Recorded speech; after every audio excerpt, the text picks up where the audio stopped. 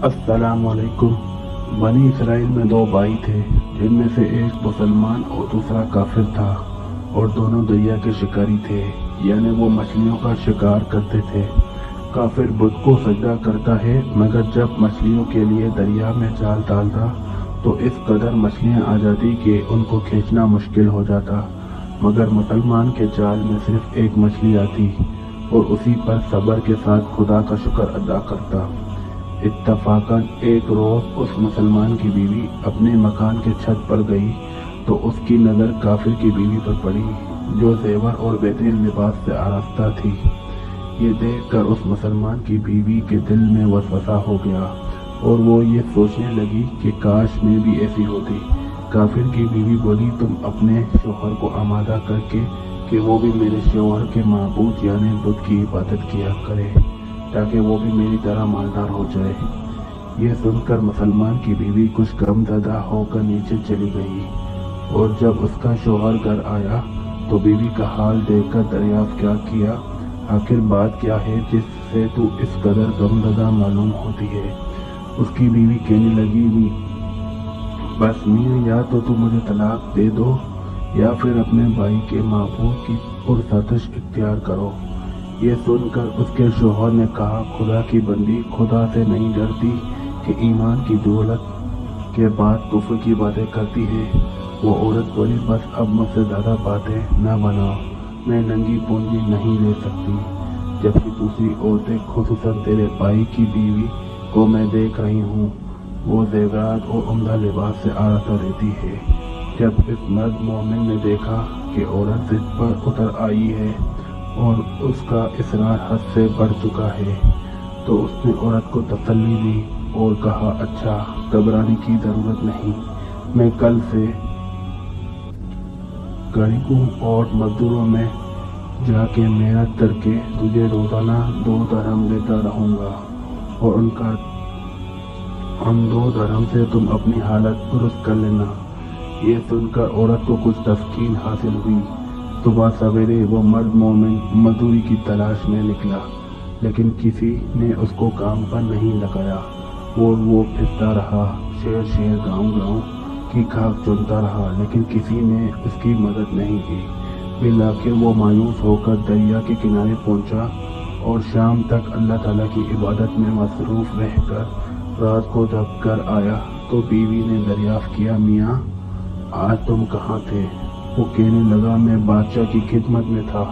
बादशाह ने मुझसे 30 दिन काम करने की शर्त रखी है। बीवी कहने लगी, आखिर वो बादशाह तुमको क्या देगा?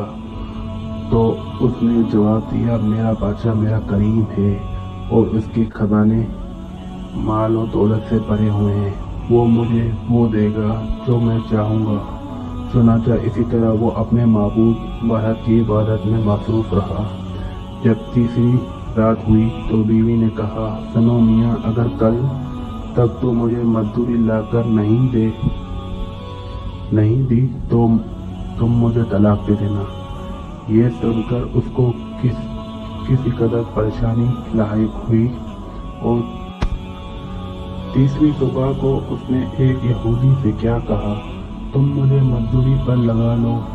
ये सुनकर यहूदी कहने लगा, तुमको मजदूरी मिल जाएगी, लेकिन शर्त ये है कि मेरे पास तुम्हारे खाने पीने का कोई बंदोबस्त नहीं होगा।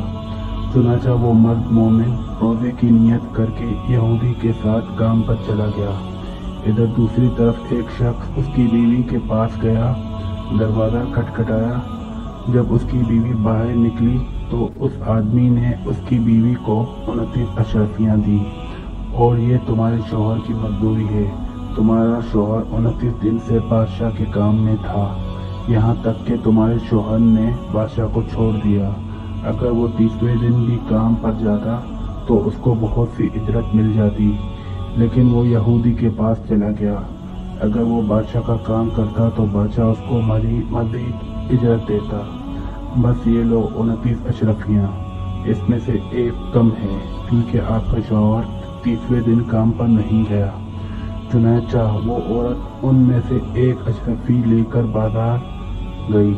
सोना ने जब अशरफी देखी تو 1000 درہم اشرفی کی قیمت اس عورت کے حوالے کر دی۔ جب شام کو واد میں گھر آیا تو عورت نے اس سے دریافت کیا، آج تم کہاں تھے؟ اس نے جواب دیا، آج میں ایک یہودی کے ساتھ کام پر تھا۔